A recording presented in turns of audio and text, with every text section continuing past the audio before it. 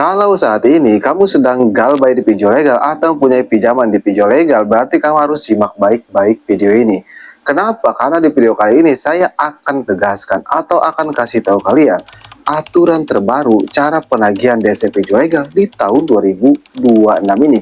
Dan jika mereka melanggar aturan-aturan tersebut, ya kita nggak usah bayar. Kenapa? Karena mereka melanggar aturan dari pihak OJK. Dan yang ketiga, ini sering dilakukan ancaman oleh DC pinjol legal. Padahal mereka sendiri tidak berani melakukan hal tersebut. Kenapa? Karena ada pasalnya.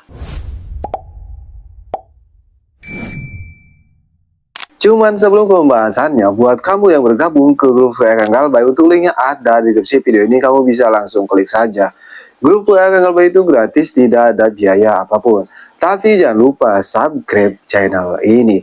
Nah, kita kembali lagi ke topik pembahasan, yaitu tentang aturan terbaru penagihan pinjam online di tahun 2026 ini. Seperti yang kita tahu kan, setiap DC pinjol legal kalau neror itu nggak tahu waktu.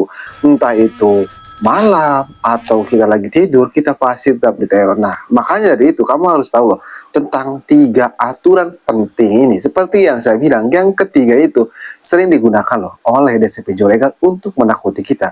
Tapi faktanya mereka sendiri tidak berani melakukan hal tersebut. Untuk yang pertama yaitu tentang jam operasional mereka meneror kita.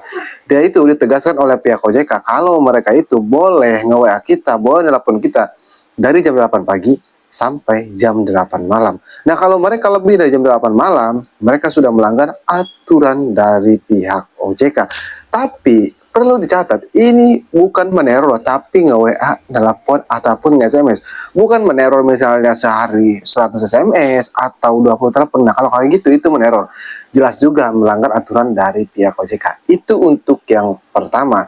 Tunggu dulu apa yang harus kita lakukan, nantinya saya akan jelaskan di akhir video ini. Dan untuk yang kedua yaitu pihak pinjol legal dilarang, seperti mereka mengintimidasi kita, mengancam kita, ataupun meneror kita. Tapi faktanya di lapangan beda kan. Mereka sering mengancam kita, mengintimidasi kita, bahkan mereka menggunakan kata-kata kasar kepada kita.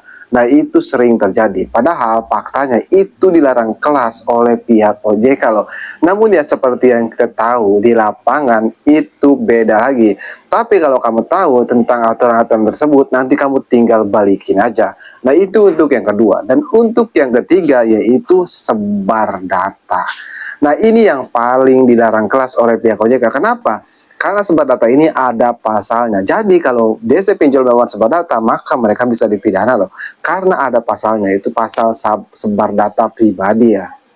Jadi sebenarnya hampir semua DC pinjol legal bilang seperti itu, misalnya akan sebar data kita atau mengancam mereka akan menyebar data pribadi kita, itu cuma mengancam aja loh. Kamu nggak perlu takut, kamu nggak perlu panik. Kenapa? Karena ada pasalnya. Lalu bagaimana bang kalau mereka melanggar aturan yang dua, yang pertama dan yang kedua? Itu sudah jelas ya, pasti mereka itu melanggar. Jadi harus kalian lakukan yaitu ya mereka neror, mereka mengancam, ya galbay aja. Kenapa? Karena mereka juga sudah melanggar aturan dari pihak OJK. Ya kita juga harus langgar aturan perpinjaman dari mereka juga. Tapi beda cerita ya kalau kamu galbay di pinjol ilegal.